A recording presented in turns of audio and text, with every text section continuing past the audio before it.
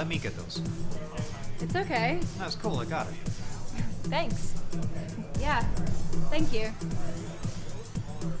So, you girls at the university? Yeah. Most of the people in here are. You're kind of out of the usual age range, no? Yeah, well, yeah, I'm not a student. You don't say. I did go to university. I'm in Washington, late 60s. Washington, what are you doing out here?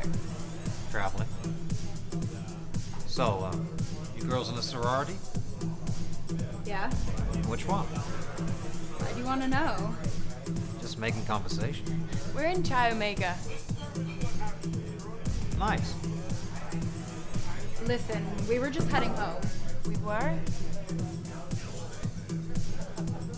It was nice to meet you. You girls want to stick around? I'm buying. No, that's fine. Thanks again.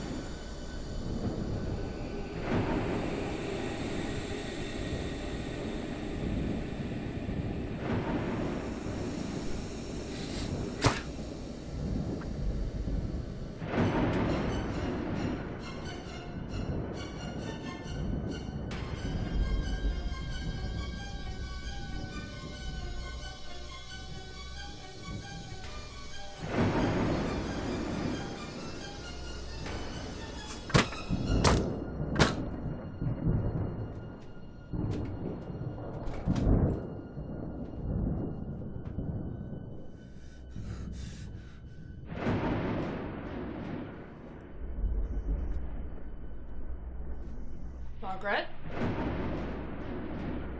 Lisa?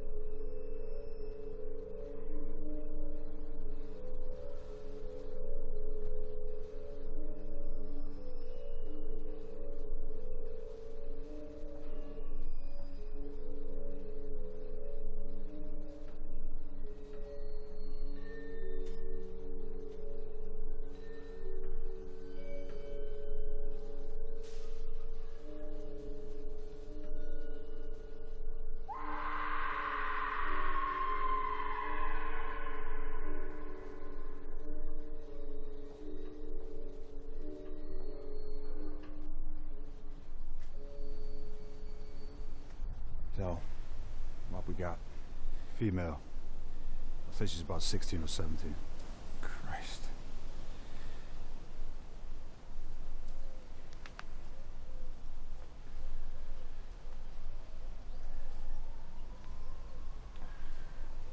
Look at your marks around the throat.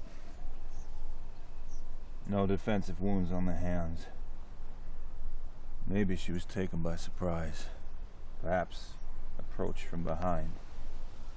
She's been in the water for a while.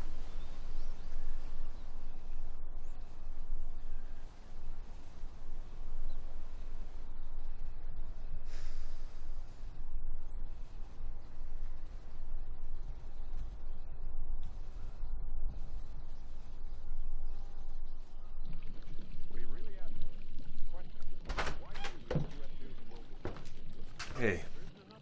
Hey, honey.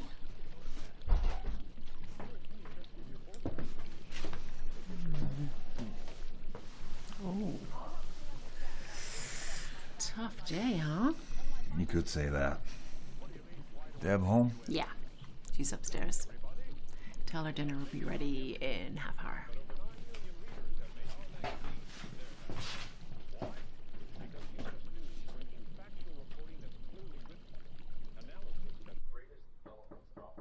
Yeah?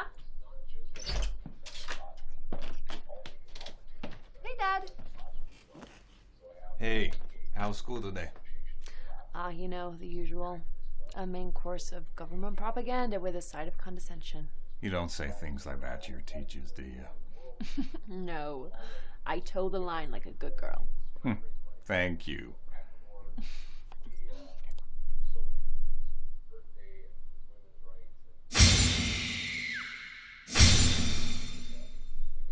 You okay, Dad? Yeah. Yeah, I'm fine. Your mother said dinner will be ready in half hour. Cool. Thanks.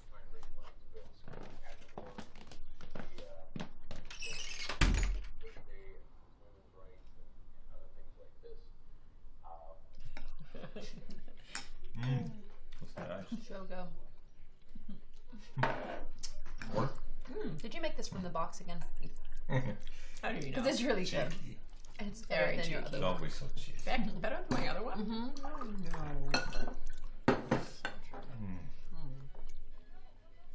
So, what's happened today? Well, you've got a funny story about Mrs. Appleby, don't you? I think she stole the other neighbor's baby. What? Yeah. Because I heard crying coming from her house. Maybe it was her granddaughter.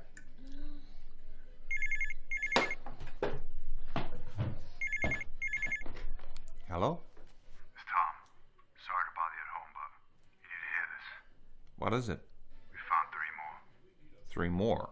bodies in the Green River.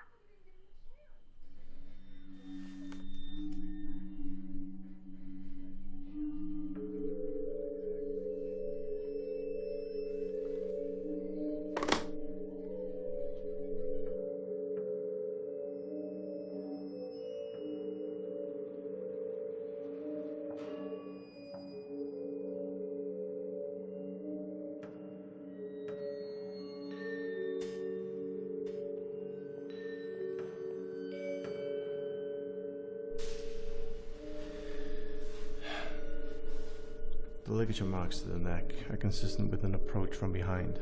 All the victims share the same features. Ligature marks.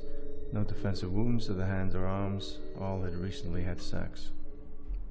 Both the missing women worked as prostitutes. They were last seen at the SeaTac strip near the airport. Looks like we have a serial killer on our hands. This isn't random opportunism. If all the victims share the same profession, the killer's cruising prostitutes. These women came with him willingly. He may well be a regular down on the strip.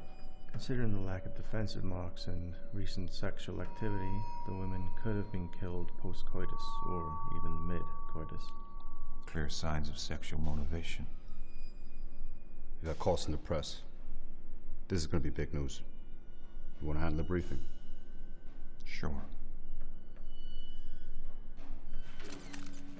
Have you put any surveillance on the SeaTac strip? No. Not at this stage. How many officers have you put onto the task force? That number I cannot tell you right now. We'll get back to you on that. How much is this going to cost the taxpayer? I can't answer that.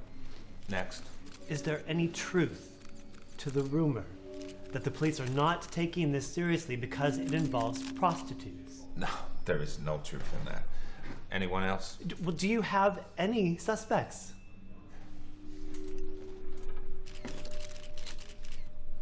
No. Are we done? Thank you for coming. Thank you.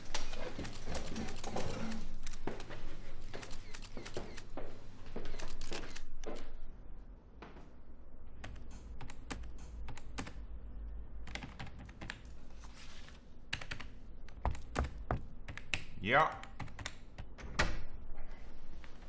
Detective Richards? Yes. I'm Bob Keller. I work with the FBI Behavioral Science Unit. Come in.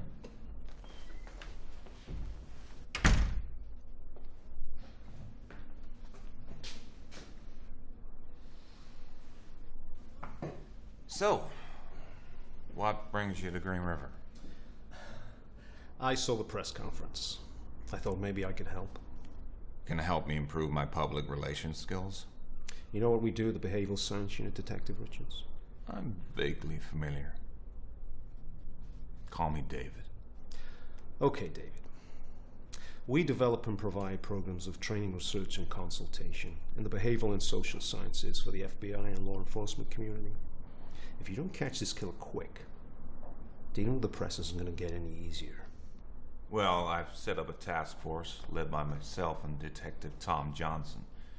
We've had confirmation all of the victims frequented an area known for prostitution.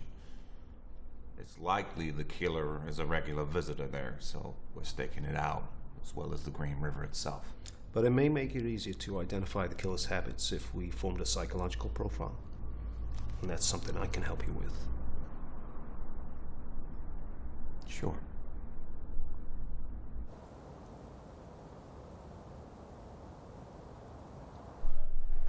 Have you ever had any direct experience with a serial killer, beyond just consulting on the case files? I have. Back in '74, I was a rookie detective in King County. 2 girls disappeared from Lake Sammamish State Park, and several of us were assigned to assist the Issaquah police. I became part of a task force. We identified Ted Bundy as the main suspect in the murders. You came face to face with him? Yeah. I sat in on one of his first interviews after he was arrested. What was he like? On the surface, very articulate, always polite. In many ways, he reminded me of a politician. Smart appearance, and he knew how to dance around the tough questions, divert the conversation towards his own agenda. But you saw through it. I realized I had a nose for this kind of thing. I knew the moment he sat down in that interview room, he was wearing a mask of sanity. I saw the truth behind those eyes. He's on death row now, right? Yeah, actually I've interviewed him several times since he was convicted. There are lots of murders he hasn't confessed to and bodies which were never recovered. I think he'll only give up the information if he can get something out of it. Like a reprieve from execution. Ironically, for a man who dealt out so much death to others, he fears dying. So, what are your thoughts on this one, Bob? Can you help us build a profile? I'd say so. Obviously, the first determination is that these murders were very likely the work of one person. The same modus operandi was employed in each death, and body clusters often suggest that one individual is responsible. He has familiarity with the Green River and surrounding area. This suggests a local man.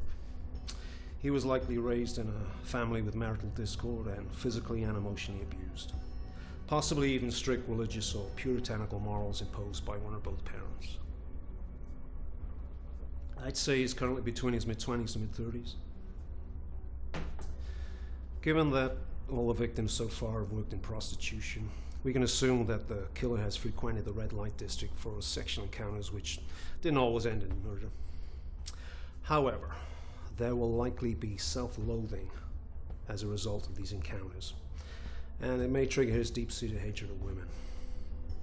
Murderers who strangle often speak of an intimate connection they feel with the victim as they die. It's twisted to unite, but this man may feel at his most alive when he's causing death.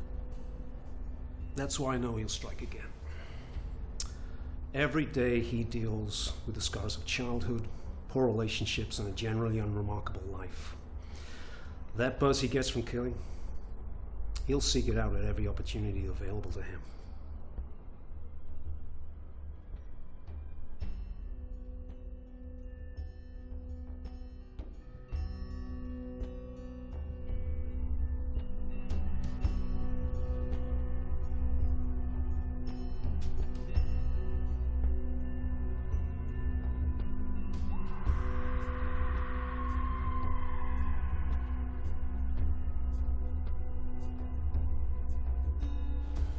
Strangulation, same as others. How old is she? I'd say she's in her 30s. They've all varied in age. It's clear that isn't a factor when selecting victims. I bet this one works the strip too. She's been posed very deliberately. There's fish in a wine bottle entwined with the body. They weren't placed by accident. He didn't do that with any of the other victims. Could be some kind of religious motive. That ties in with the strict religious parents you mentioned in the briefing, Bob. Could be. Could also be gameplay. How'd you mean? He watches the news like everybody else. He could be sending us a message or having a personal joke at our expense. She was stripped naked like the others, but they found her dress just a few yards down the riverbank. We bagged it and took it in. No sign of any other items so far. Is he getting sloppy? Maybe. Oh, like I said, he's taunting us. Catch me if you can, so to speak.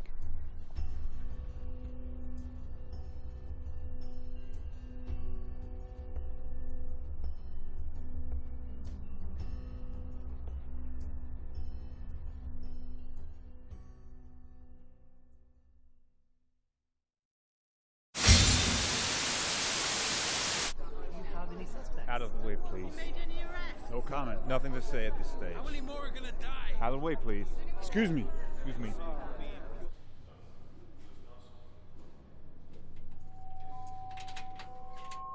Seattle, another grim discovery today that could be connected to the string of Green River murders that have shaken that West Coast city. Explorer scouts today found a fourth skeleton in a wooded area outside of town where 3 other skeletons were discovered this weekend. Most of the victims have been young prostitutes. So, Sandra, how did you and Dave meet? We actually went to the same high school, but we didn't really meet there. I used to see her in the stands of the football games. I found it quite distracting. Pretty sure I missed a few catches because of her. You're right. Anyway, I worked after school at the local library. My mom worked there for years, so she got me a job. It was just around the corner from my house, so I'd go in every day after school, check out some books. I'd find pretty much any excuse to talk to her. About after 2 months, Dave had this huge stack of overdue books. I liked talking to him, so I didn't want to remind him. And then he realized on his own and brought in this big stack of books. And I told him I would get rid of the fees if he took me out to dinner, which he did. And here we are. What a great story. Are you married, Bob? I was. To Kathleen. She died a year ago. Cancer. Oh, God, I'm so sorry.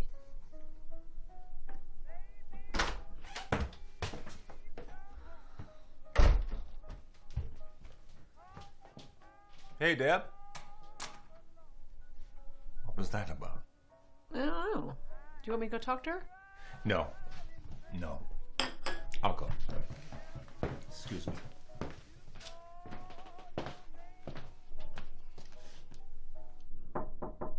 What? You okay? Not really. Have I done something wrong?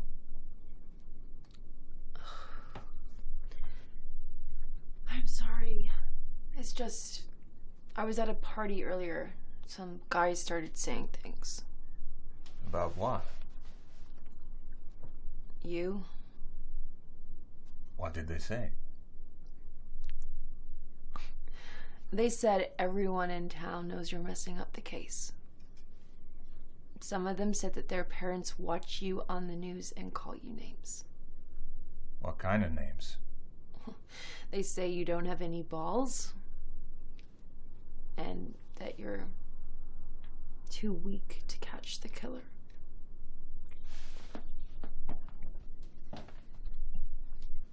I'm sorry you had to hear that. I know it's not your fault. I'm sorry for getting mad. It's just... You have every right to be annoyed. It's my job. You didn't ask for this. It's not just your job, though, is it, Dad? What do you mean? It's your life. You and your mother are my life. But we have to share you with all of the criminals in this little part of the world. They get more of your time than we do. I'm sorry, Deb. I'll try to make more time for us. Okay. Okay.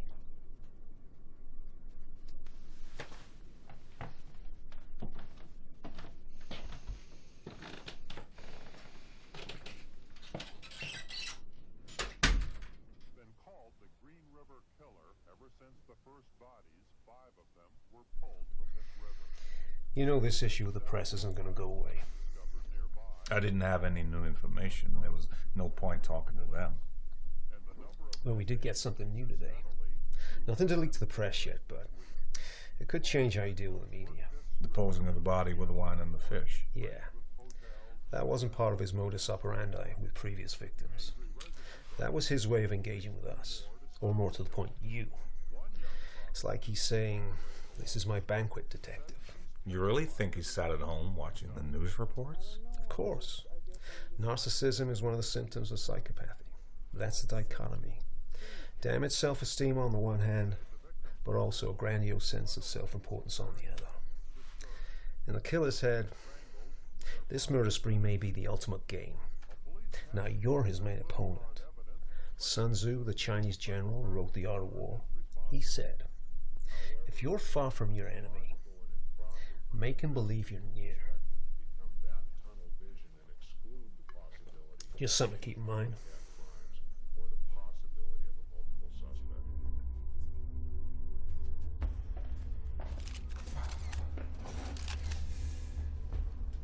As you know, we've discovered another body.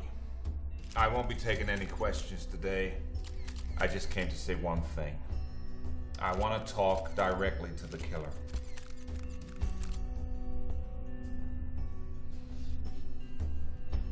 I know you're out there watching this.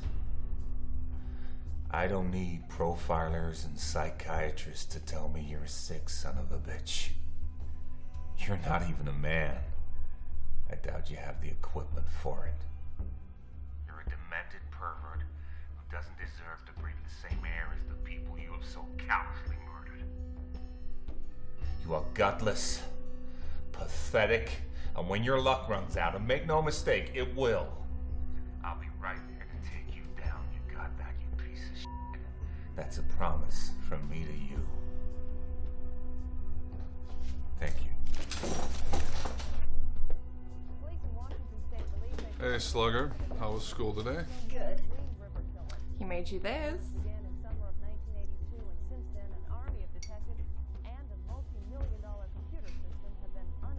Thank you.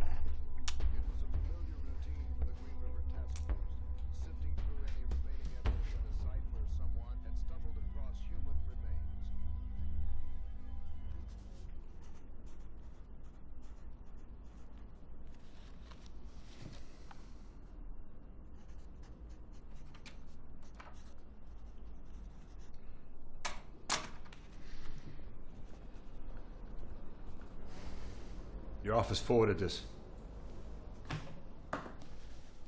You haven't been demoted to mailman already, have you, Tom? If we don't catch this prick soon, maybe I will be.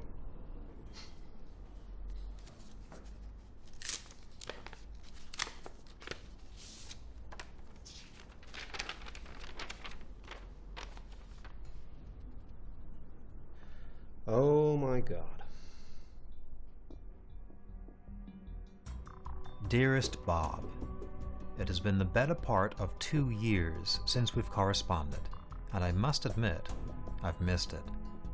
I've followed with great interest the case of the Riverman, and see from the news reports that you are advising the task force.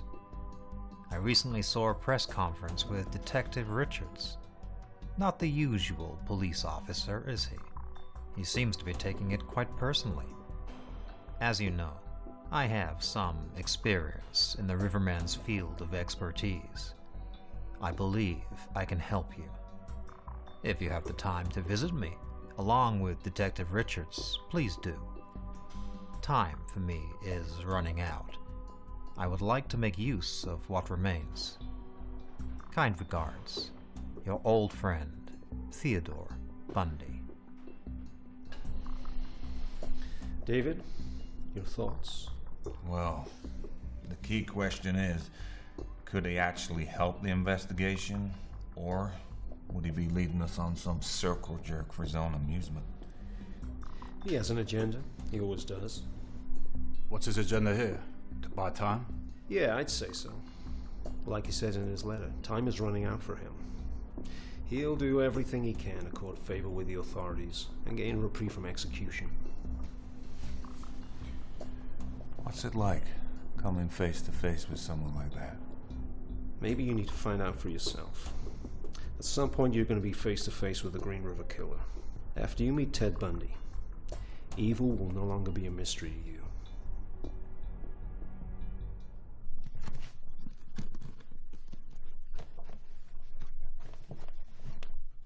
What? 2 days talking to a madman in Florida? Don't you have enough to deal with right now? It might be a complete waste of time. Or it could help with the investigation. Who knows?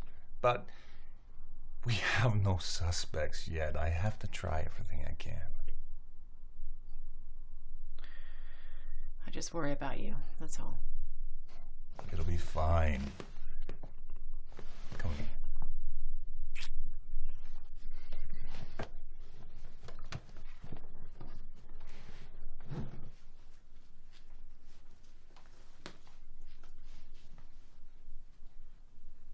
Where are you going? I've got a few errands to run. Well, you know you're looking after Adam tonight. How come? I've got a dinner with Amy and the girls. It's her birthday. I told you about this weeks ago. What's the matter? What's the matter? I've got something important to do. It's been playing on my mind all week. I need to take care of it tonight. Oh, come on, Gary. I had my plans first. If you have to leave the house, can't you take Adam with you?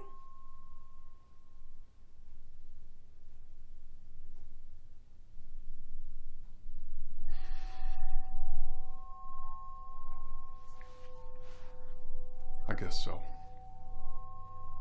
Thank you. I'll be home around 11. All right.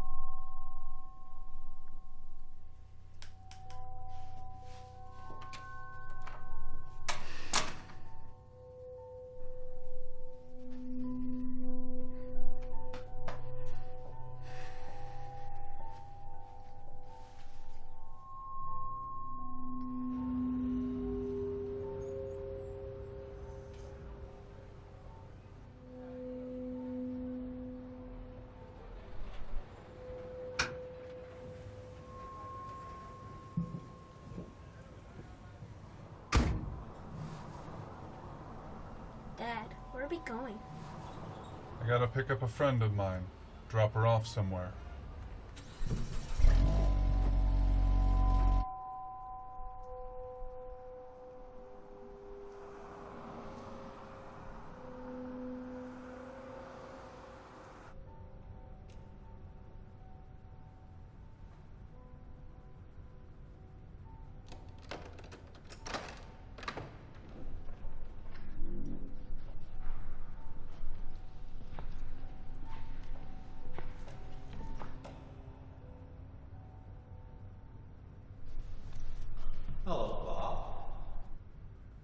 Ted.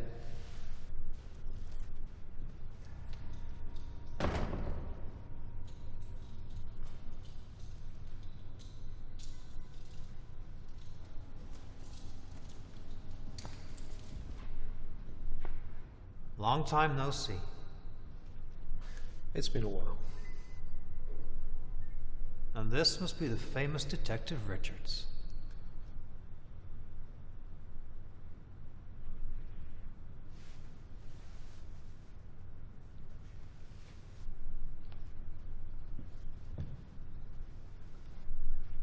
As always, Ted, we'll be recording this. Of course.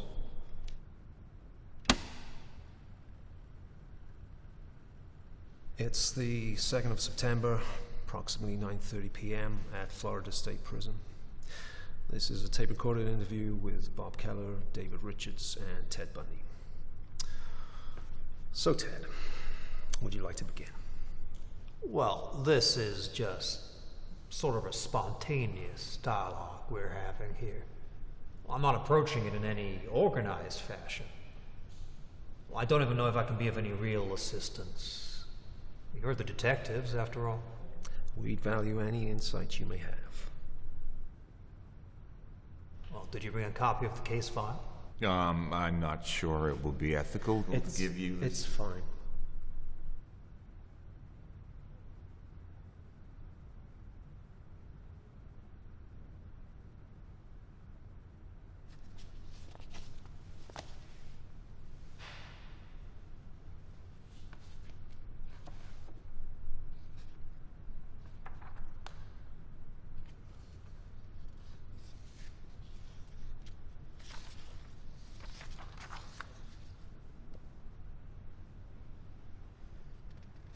The Riverman enjoys easy prey.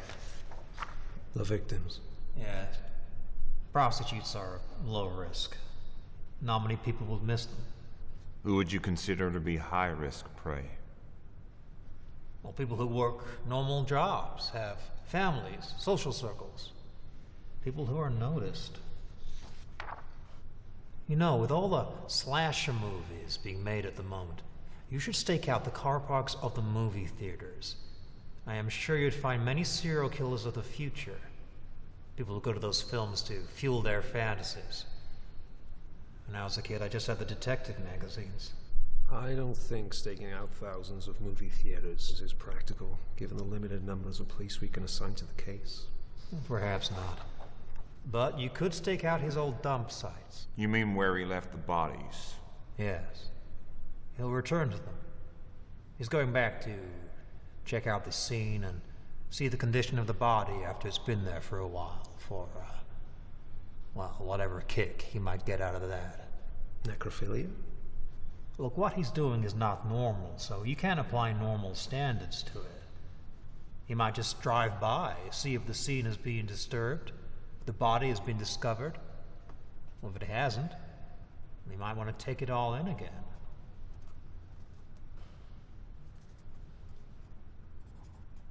Would he go back to a site after we've discovered it? Oh, no. At that point, he wouldn't touch it with a 10-mile pole. Why do you think guys like him kill? Well, there's a certain aspect of possessiveness in serial killing. I think that's one way of describing it in, well, rather bland terms, but a possessiveness where the corpse might easily be as important as the live victim in some respects. What I mean is a possessiveness, an ownership, a taking, if you will. And that's part of the syndrome. And I think that's one of the reasons why, in some cases, not all, certainly, but he might be intending to return to the scene, interact with the body in some way. According to the time of death, all these murders happen on a weekday. What does that tell you? Well, he obviously prefers to trawl on a weekday. He might have other commitments at the weekend. People he's close to, perhaps. You think he has family? Oh, possibly. What do you mean by troll? Well, it's what he does. Watching. Waiting. Selecting. He knows his hunting ground. Hey, Julie. Hey. This is my son. You remember I showed you a picture of him before? So, yeah. So, what's the deal here? You want the kid to Watts? 'Cause I'm into that. No. I didn't plan on bringing him along, but his mother had to go out. I figured we'd go to the woods, and he could wait in the car. I'll be quick. So, I remember. Get in. He targets his prey. He plans what he wants to do in his mind, down to the smallest detail. By the time he closes in, it's almost like it's already happened.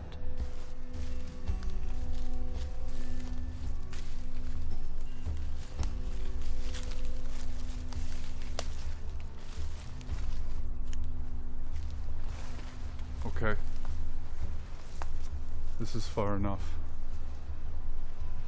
You got the money?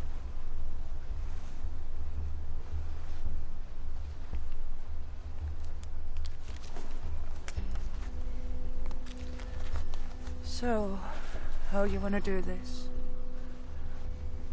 That tree over there, bend over it.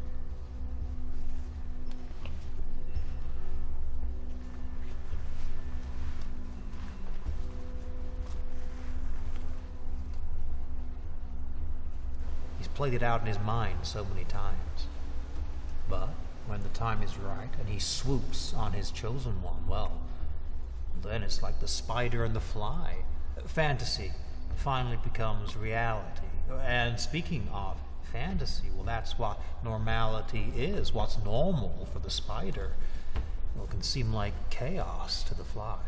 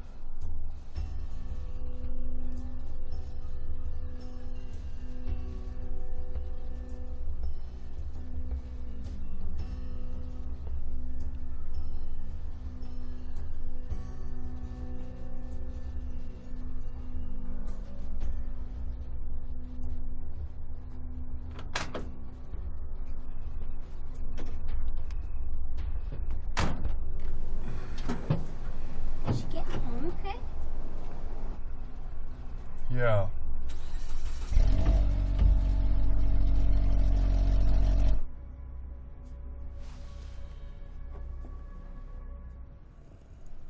Can you go there, detective? Where? Inside his mind. Think like he thinks. I'm not sure I can. Oh, you can. We all have that cold-blooded primal instinct within us. Whether you want to touch upon your own is... well, that's another story.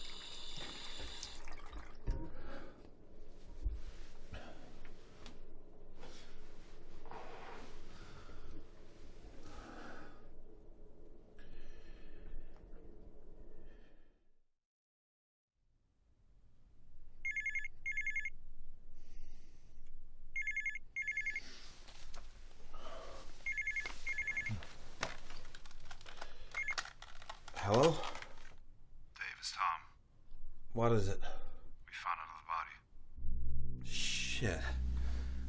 I thought we had that guy staking out the Green River. We didn't find it there.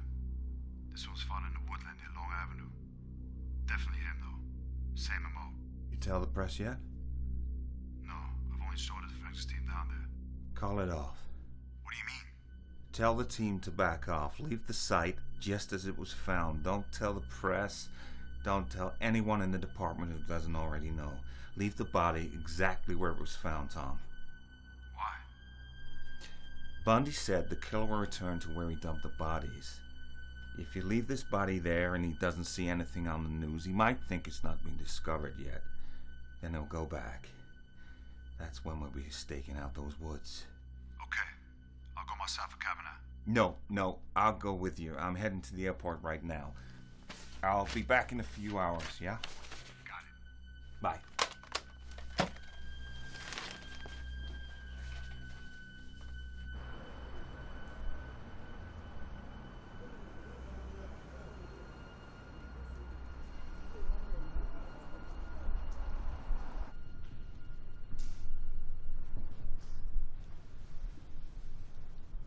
Flying solo today, Bob? Detective Richards had to travel back to the Green River. Have they found another body?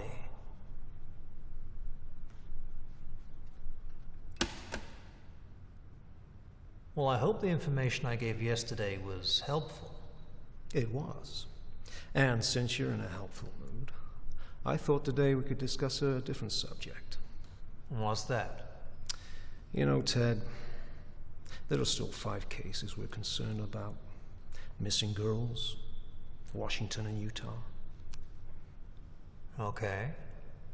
Well, maybe we can talk about that. I guess it depends. On what? Did you speak to the Attorney General? I spoke to him last night. I told him you'd been receptive to our question. But truth be told, Ted, he knows there are a lot of families out there that need closure. But before we get down to that, has the Attorney General discussed in firm terms what the outcome of these conversations could be for me? He said any information you can provide which can give the families closure will be given the greatest consideration when discussions take place about the implementation of the death penalty. Okay. Well, good. Well, I'm sure you know, Bob. It all began in Washington State. That's where I was living, where I grew up as a kid and a young man, where those kinds of impulses, which ultimately led to the violent behavior, were born. Yeah. This is where I'm a little, the presence of the officer down here, well, it's a little unnerving. Some of this stuff I don't mind talking about because, well, he wouldn't know it from Adam, but, well, I can write it down or whisper it to you, whatever. Okay.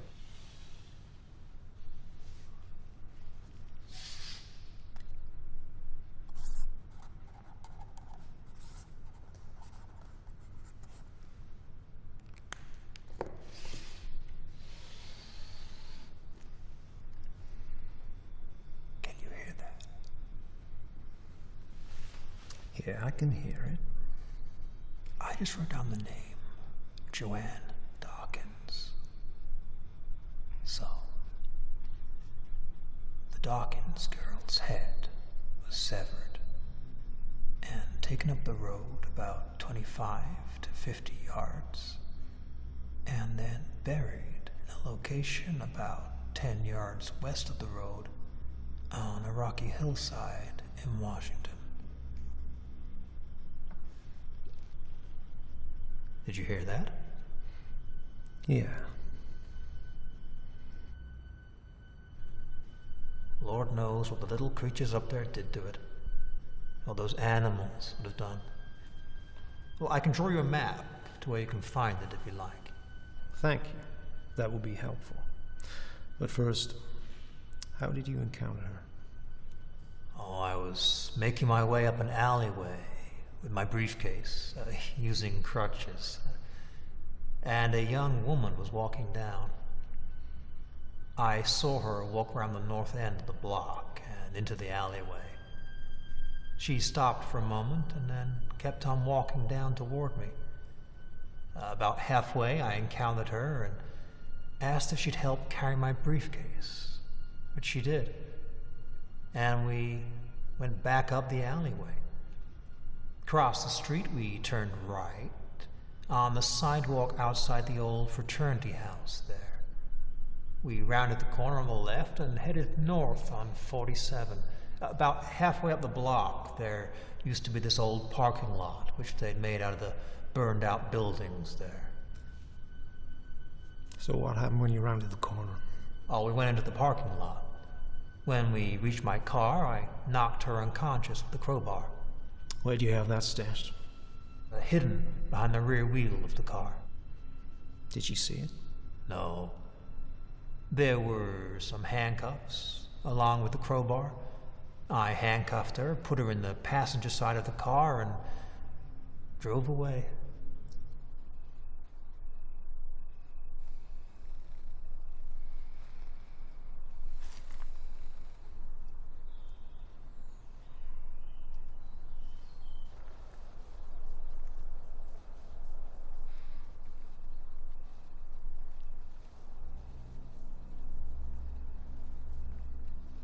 Dave.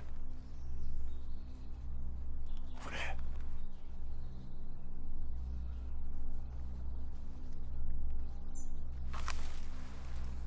Wait.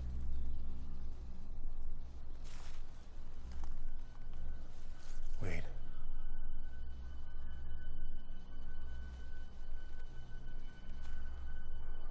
Let's go. Don't fucking move!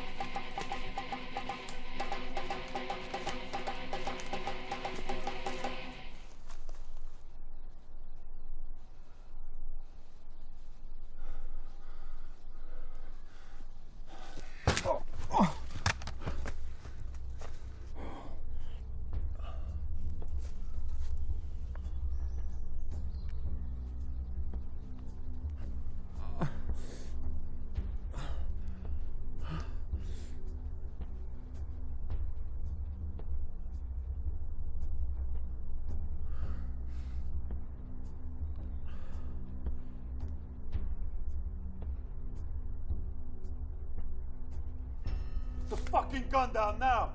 Now put your hands on your head and back away! Freeze!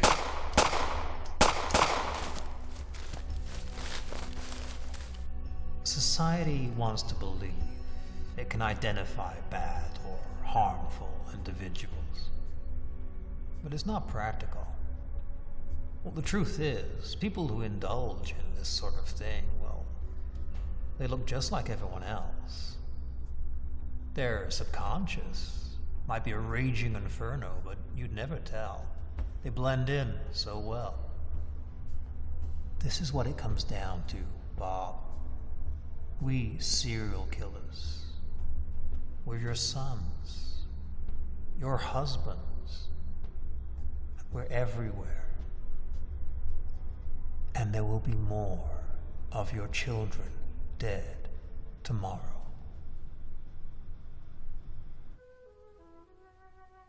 All of us on this earth know that there is a time to live and that there is a time to die.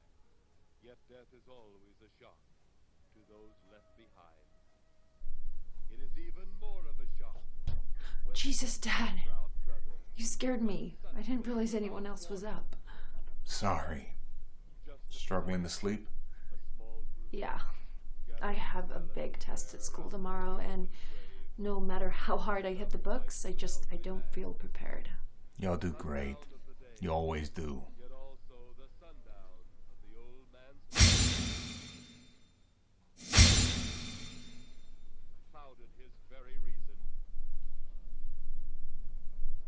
Hey, take a seat. Watch some TV.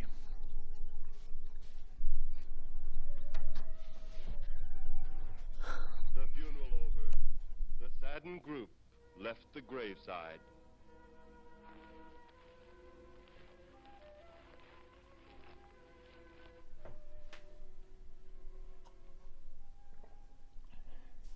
Deb, you know I love you, don't you?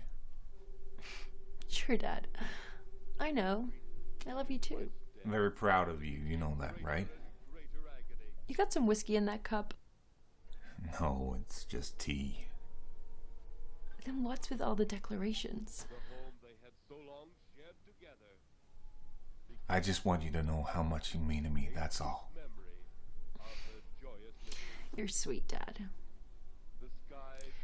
I better get back to bed. See if I can get some sleep. Okay, sweetheart. Good night.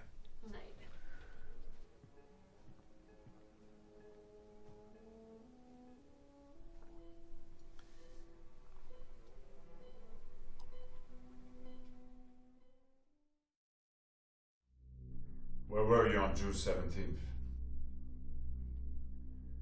I had to take my truck to the shop. Have you ever cruised the SeaTac Strip?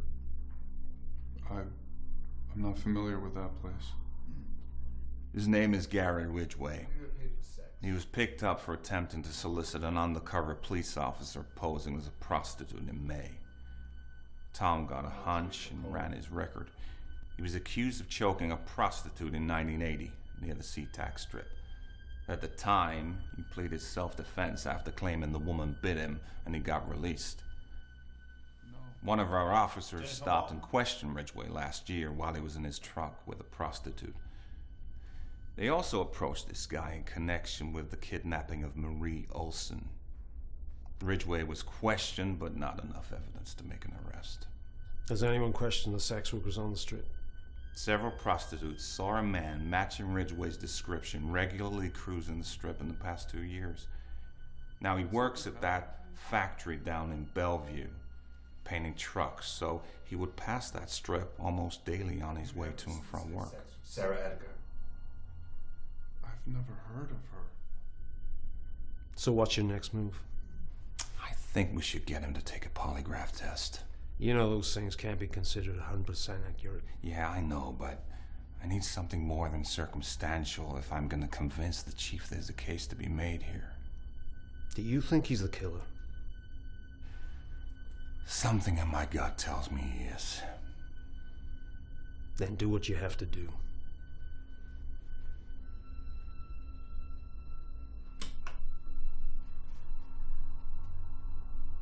Is your name Gary Leon Ridgway? Yes. Have you ever cruised the SeaTac Strip? No. Have you ever hired a prostitute? No.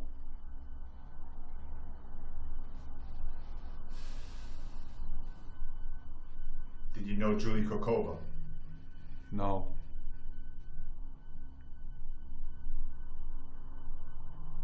Did you kill her? No.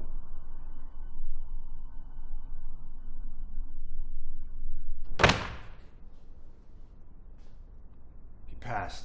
He fucking passed. Ridgway. Yeah. You know we got nothing on this guy now. The executed search warrant on his home turned up nothing. The forensics team test this guy? They took everything from him. Saliva, piss, the whole shebang. There's nothing conclusive to the link of any of the crime scenes. Shit. We gotta let him go.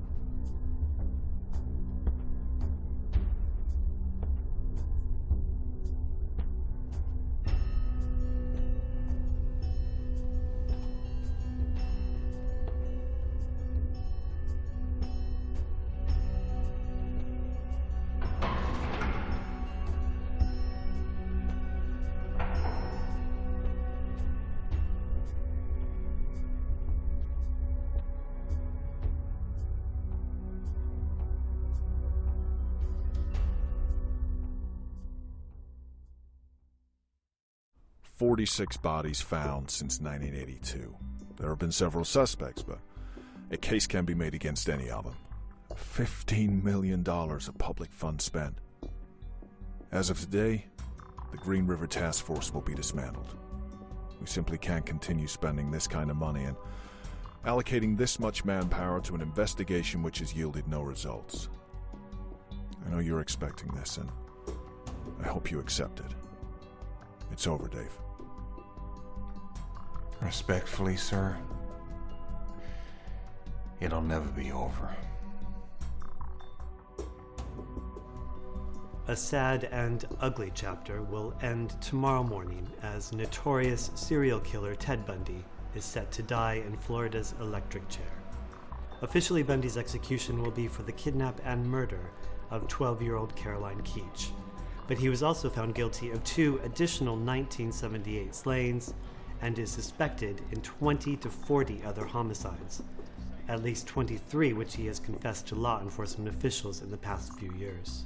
Faced with execution after nearly a decade of court appeals, Bundy has attempted to trade confessions for time to give lawmen details of all the murders. The Florida governor refused to make such a trade. Bundy is scheduled to be executed at 7 a.m.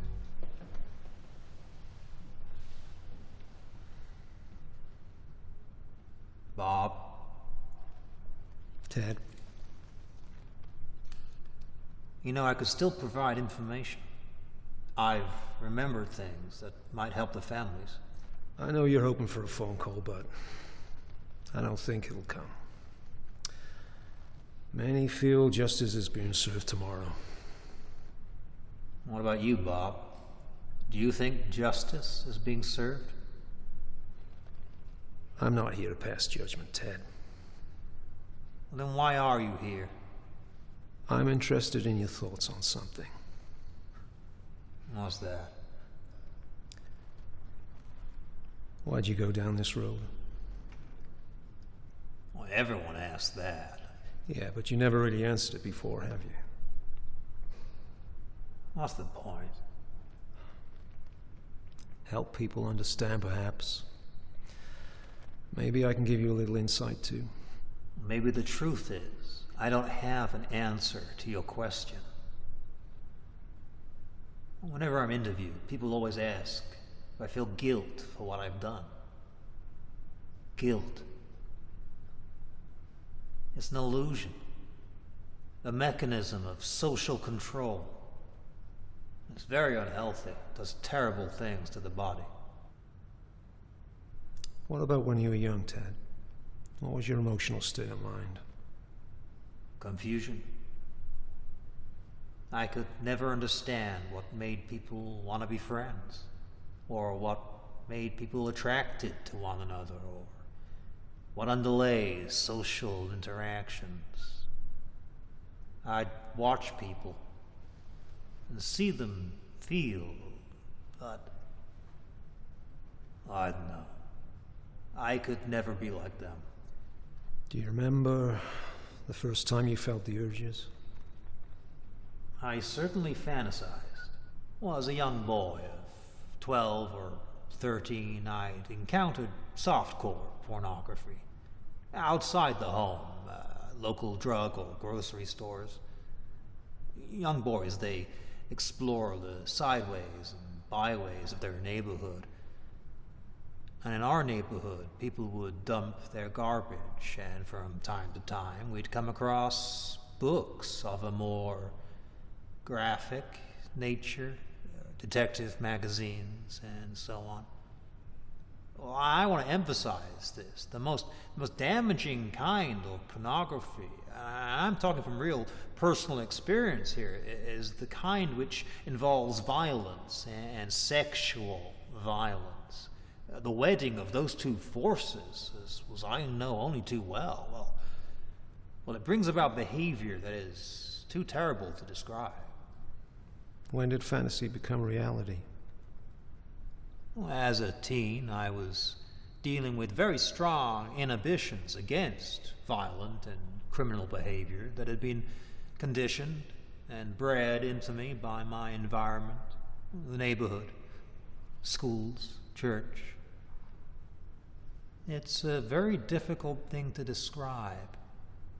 The sensation of reaching a point where I knew I couldn't control it anymore. The barriers I had learned as a child were not enough to hold me back from seeking out and harming somebody. How did you feel the first time you committed a murder? Even all these years later, it's difficult to talk about. Reliving it through talking is, well, difficult to say the least, but I want you to understand what happened. It was like coming out of some horrible trance or dream. Well, I can only liken it to being possessed by something so awful and alien, and then the next morning waking up and remembering what happened and realizing that, well, in the eyes of the law and certainly in the eyes of God, you're responsible. Possession is an interesting word. What I did, it was like possessing them physically, as one might possess a potted plant, or a painting, or a horse, owning, as it were, this person, and then taking ownership of the remains. But when I'd wake up in the morning and realize what I'd done with a clear mind, with all my essential ethical and moral feelings intact, well, it absolutely horrified me. The feelings of pleasure derived from what you did clearly outweighed any feelings of being horrified, because you repeated it so much. Maybe so. Also, when you compare people to possessions, well, I think it's hard to believe that you felt anything. Certainly if in your mind, people are no different to material things. What's your point, Bob? I've spoken to your family, quite in depth actually, and they were very candid. I don't know if you know this, but your aunt has a very interesting memory of you from when you were 3 years old. What's that?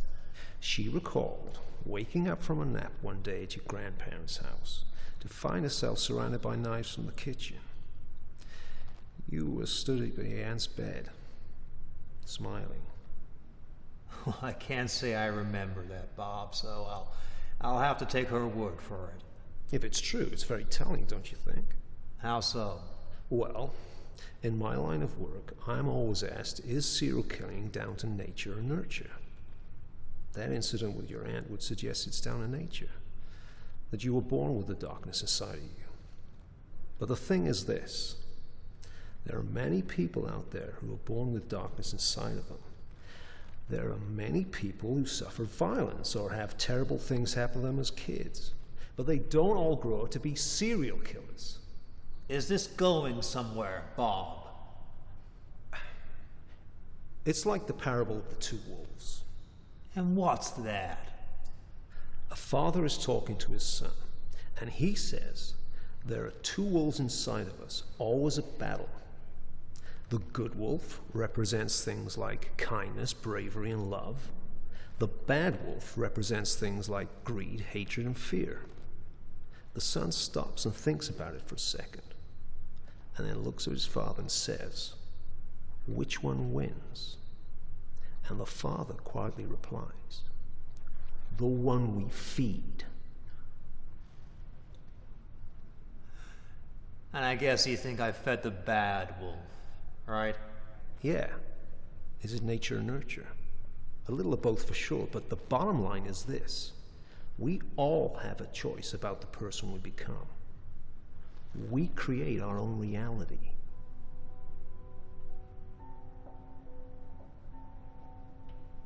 Ted Bundy, the notorious serial killer, died today in the electric chair after a night of weeping and praying.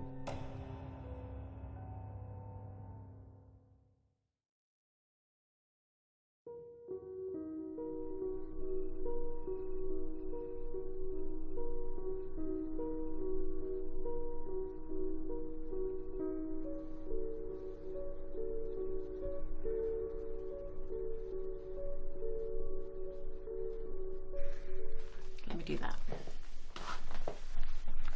So, your first press conference as the new chief. You nervous? Almost 20 years of dealing with the press. You get used to it. I'm proud of you. You deserve this. You've worked hard for it. I couldn't have done it without you. Oh, behind every great man is a great woman. I know it's a cliche, but it's true. We're a team. This isn't just my achievement, it's ours. Can I confess something? Yeah. I'm relieved. You are? Mm-hmm. A desk job gets you off the streets, which means I'm going to sleep better at night knowing you'll be safe.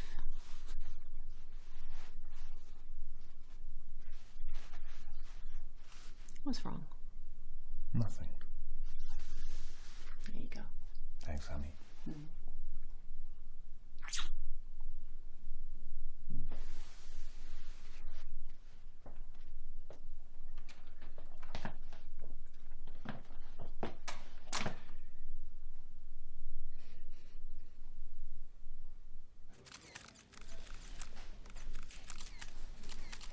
You've faced much criticism over the years for your failure to apprehend the Green River Killer. How do you think the victims' families might feel watching your career go from strength to strength while the person who murdered their daughters is still at large? Yes. I've spent almost 2 decades haunted by this.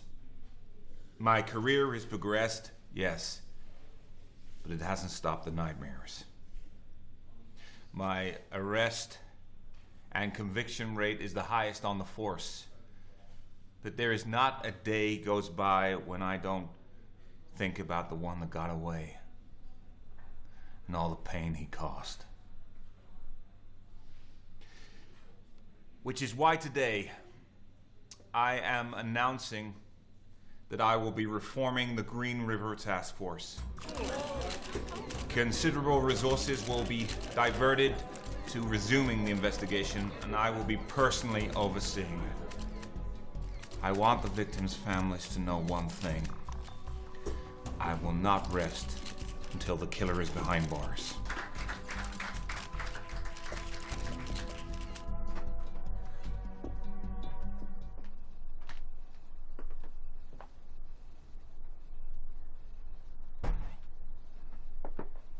Saw the conference on TV?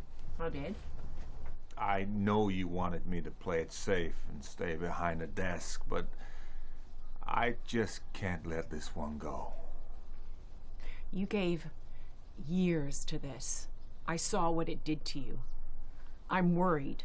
I just gotta get back out there and nail that son of a bitch. And you think if you find him, you're gonna not be haunted anymore? I don't know. But this isn't just about me. You gave your life to public service. You don't owe anyone anything. If we'd have lost Deb, you'd want justice, wouldn't you? Yes, of course. But you being a martyr doesn't do anyone any favors. When the case was active, you were here physically, but your mind was miles away. Is it a good thing for you to fight for other people's families when your own has to suffer for it? You know I love you. But this is how I was made. This is what you married. Well, if you've made up your mind, I guess there's nothing else for me to say. Will you support me? I can't do this without you. I'll always be by your side.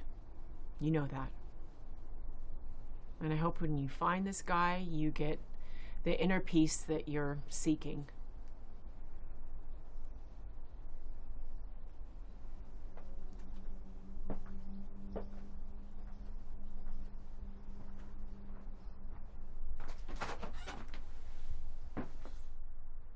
One of the victims, Marsha Intala, the one who was posed with the fish in the wine.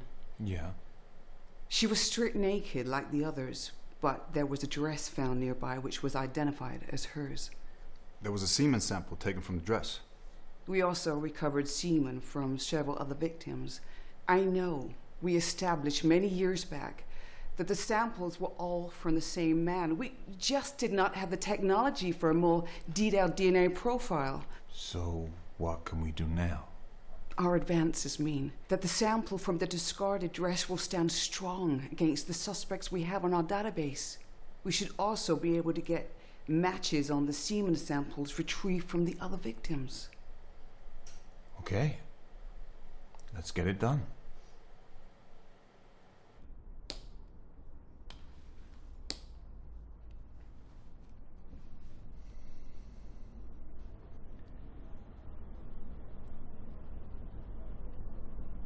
These are the results. The same gal's DNA matches every sample recovered from the victims. I don't even need to open this.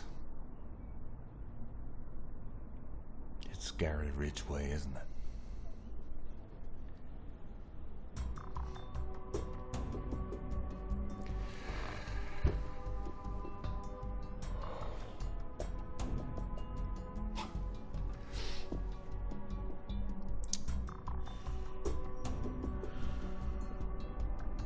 Let's go get him.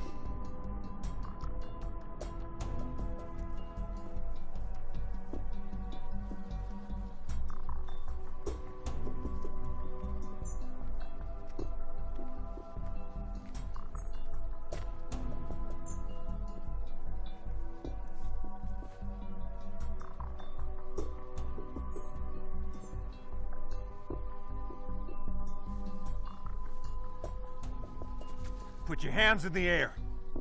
One false move and I'll put two in the back of your head.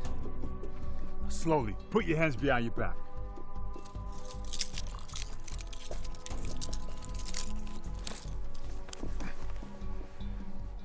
Gotcha, asshole.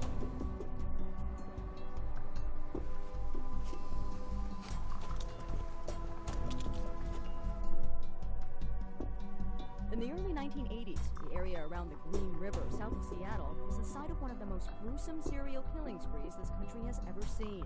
At least 49 women, police say, mostly prostitutes and runaways, disappeared or were found murdered along this stretch of water. Gary Leon Ridgway, now in custody, was a prime suspect back then, but police didn't have enough evidence to make a solid case. Now, new technology, police say, has linked Ridgway's DNA with DNA found on 3 of the Green River victims, while other evidence, police say, ties him to a 4th. A team of scientists spent more than 800 hours on the lab work.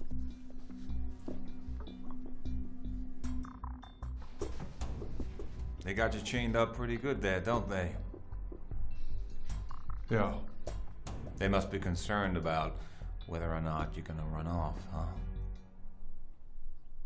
I guess so. You wouldn't do that, would you? Not this time.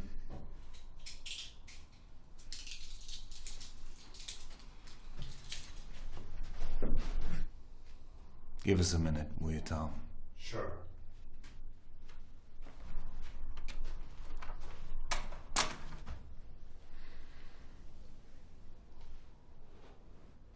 I'm the lead investigator on this case. I know. That means you and I must have stood in a lot of the same places. I think we stood in every place. What'd you think about that? You were on one side, I was on the other. Where I killed them, you were the one who recovered them. Now, finally, we meet. Yeah. I've been working on this case a long time. Looks like I've caused you a few gray hairs. So, Gary, you've been pretty forthcoming so far, but do I know everything there is to know? Yeah, I'm not holding anything back. Can you really look me in the eye and tell me you're not holding anything back?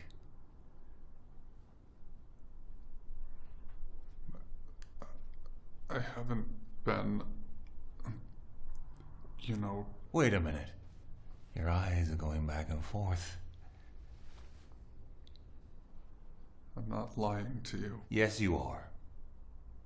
The thing is, Gary, you and I can be enemies, or we can be buddies. That's your choice. If you're gonna keep lying to me, then we'll be enemies. So, what you gonna do? I don't know what you want. The bodies. There are more, aren't there?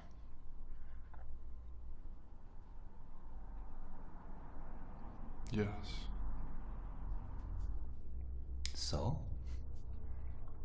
how are we gonna work together? You want me to tell you where they are? Yes. We're gonna find every last one of them.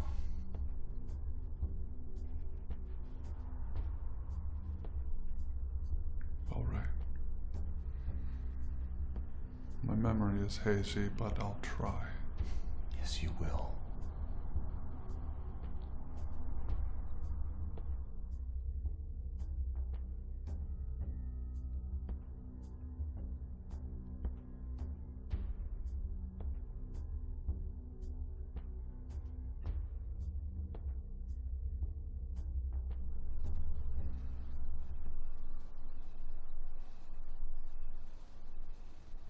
We should have gotten some champagne to celebrate.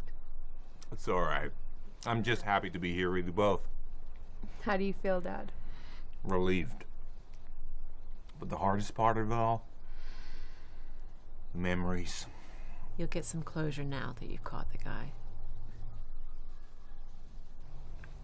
Yeah, Dad. Look, it's finally over.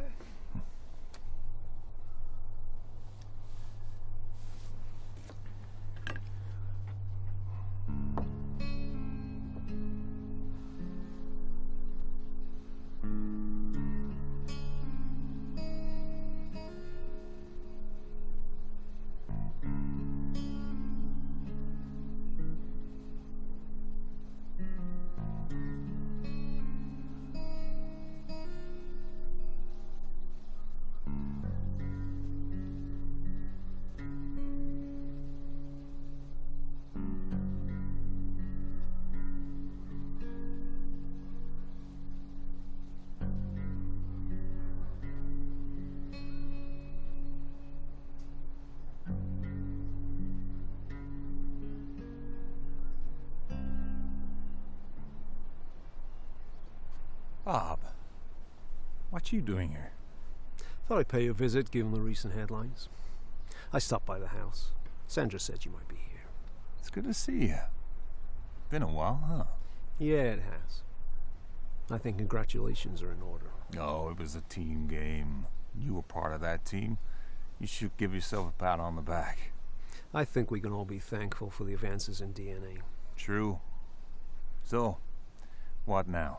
Time to move on. Ridgeway's behind bars. The healing can begin. You know, there's one thing I keep asking myself. How do we stop this thing from happening again? There are a multitude of things we could do to make a difference. Greater education from a psychology standpoint. Spotting the warning signs of psychopathy early on. From a law enforcement standpoint. We have advances in DNA and a better network of communication between the agencies. But maybe I'm getting soft in my old age. I just can't help thinking about it from a philosophical standpoint. I'm intrigued.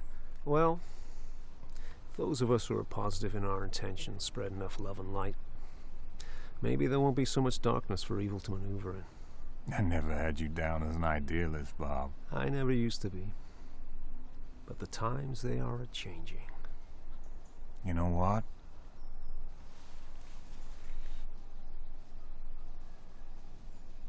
I think you're right.